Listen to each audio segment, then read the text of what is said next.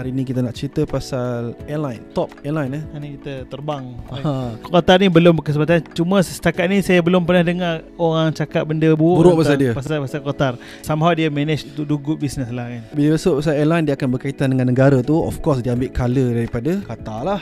And memang saya suka warna ni, maroon Dia ataupun nampak premium kan. saya suka dia punya pemilihan font dia. Dia kena nampak logo dulu berlaku beberapa perubahan lah. And kita tahu logo Onyx Kambing gurun ni kiranya dia punya ikon lah for mas. Qatar. Dia orang implement logo tu quite nice lah bagi saya kan. Tapi bagi saya Emirates is the best logo for airline. Saya perasan kalau pada flight Emirates masukkan bendera UAE tu macam off sikit kan. Sebab combination of colour tu lah. Kita nak buat apa kan. Betul. Dia unik sikit sebab biasanya kalau airline ni guna burung lah. Yang ni colour memang lain. Lepas tu nampak mahal, nampak premium. Lepas tu tiba kambing kan. Macam kambing mana terbang kan. Tapi untuk Qatar punya design kapal terbang ni saya suka sebab dia lain. Kebanyakan airline dia akan ambil base putih, dia takkan warna-warna lain. Tapi Qatar dia ambil base dia tone grey sebab dia nak counter dengan warna maroon punya warna tu. Kalau dekat airport kita boleh tengok dia betul. punya flight crew dia kan, dia Betul. jalan nampak wow something, the aura is there lah. Dan saya suka juga dia punya warna tu bila mana di apply pada tu credit card dia ke, even dia punya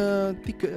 Dan kita tengok billboard dia man, inilah billboard professional lah kan. Kita nampak dia punya tulisan dia, gambar airline dia. Itu je cakap, dia ada proper designer yang decide warna apa. Dan boleh je dia nak letak warna original Qatar punya logo, tapi tak. Rating? King safely give 9. Saya bagi 8 lah.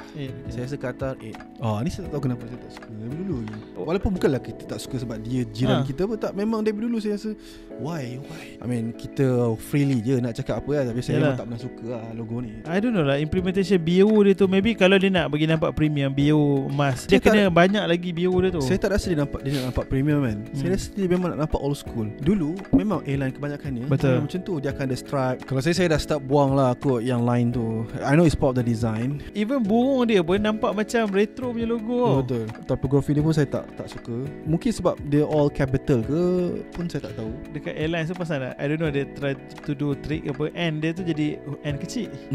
Betul. Tapi off N tu I don't like the N. For me rating terus 3. Dua saya nak bagi 2 lah. Let's go. Sorry, Singapore 2. What's one good thing we can say about it? Tak ada. Betul, tak ada. Tak ada. Sorry, tu